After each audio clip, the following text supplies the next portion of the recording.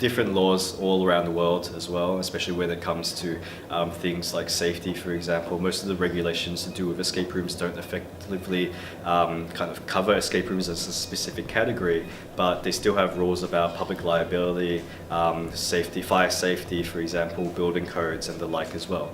In regards to intellectual property, most of the laws around the world are fairly similar as well, thanks to treaties and conventions that we have with most countries around the world, but there are still subtle differences as well. So if you want to venture into that space, look at something to do with trademarks, for example, or copyright infringement, then you might need to get some advice in your local country specifically to find out the subtle things and how it operates with your escape room there. If you want to use the existing things, you either have to be very careful and possibly even get legal advice to see whether what you're doing is able to be done, or better yet, ask for permission. So Harry Potter's was one example of intellectual property which is protected by large companies and large firms as well. But there are many instances, such as Nintendo with their Zelda games, where they've gone into partnership with escape room operators and give them permission to actually create games based on those existing IP rights. So if you want, go and talk to the companies, go and contact them. They might have never heard of escape rooms and think this is the best idea ever, and actually they might give you the ability and permissions to make the games based on their IP.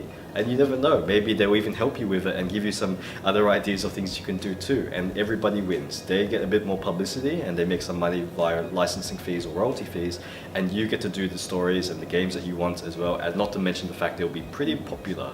If you've got an idea that you want to make a room which is inspired by Harry Potter, I guess the first thing to realize is the fact that it is an existing intellectual property right of some sort. So J.K. Rowling, her book publishers, as well as Time Warner and the movie studios own the rights to Harry Potter and have done a really good job of enforcing those rights around the world in various forms as well.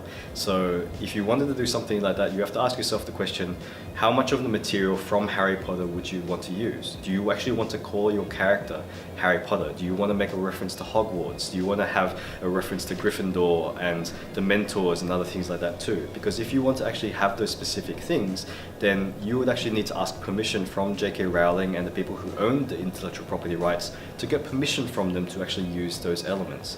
If you don't ask permission and decide to use those elements, the chances are they'll find out sometime later down the track and take you to court or get you into pretty big trouble for using those bits of intellectual property that they own. If instead that you want to do something which is a little bit divergent from it as well, then you have to make sure that you don't infringe elements of the copyright. So for example, key plot elements from the books or other things which can identify yourself as being taken from Harry Potter to be of the level of copying as well. In which case, I would ask the question is this something that you really want to do, and maybe you should try and come up with an original storyline yourself and original characters which have to do with magic and the magical world as well, but have nothing to do with Harry Potter, because that's the safest course of action.